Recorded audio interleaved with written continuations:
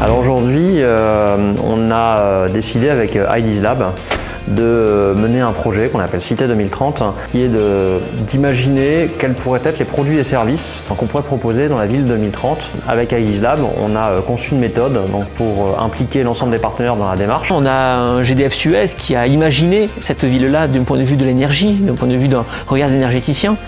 Puis quand c'est confronté à d'autres, comme une école de management par exemple, comme un constructeur, comme un conseil général, du coup on a une richesse dans l'approche. Donc ça c'est une phase de discussion. Vont venir se générer des concepts, de nouveaux concepts de produits ou de services qui vont donner une coloration à la ville. Et ce type de réflexion nourrit nos propres démarches d'évolution pour améliorer et imaginer le service public de demain. Les idées se confrontent, on arrive à un phénomène type entonnoir où on mélange tout et on arrive à sortir des pépites.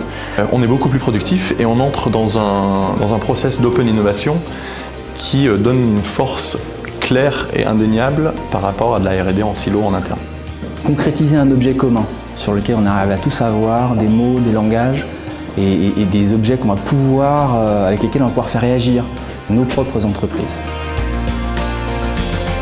Pour le CEA, avoir des gens qui reviennent vers des aspects sociétaux, des aspects plus de la vie courante, ça permet de garder, oui, là aussi, du réalisme. Ensuite, un deuxième temps qui fait appel à des cabinets de design, un scénariste, un illustrateur, pour transformer toute la matière qu'on a produite dans la première étape en une matière très concrète, donc sous forme de livret, sous forme de film, pour qu'on soit vraiment dans quelque chose d'appréhendable par tout le monde sur les scénarios et produits qu'on aura envisagés sur la ville en 2030. On a eu 200 idées peut-être ce matin, qui ont été mis sur des post-it sous forme de mots. Maintenant, il va falloir les digérer et arriver à les retranscrire sous forme de processus, de produits, de services et d'espace. Et le but de mes illustrations, c'est d'aller voir les gens, les décideurs, les partenaires en disant voilà, si on arrive à obtenir un budget, si ça vous dit de partir avec nous, on monte l'illustration, voilà ce que pourrait devenir le projet.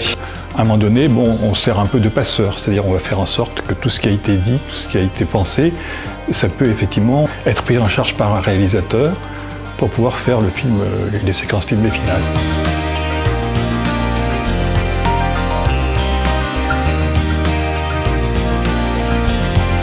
On est capable d'apporter un regard croisé à plusieurs.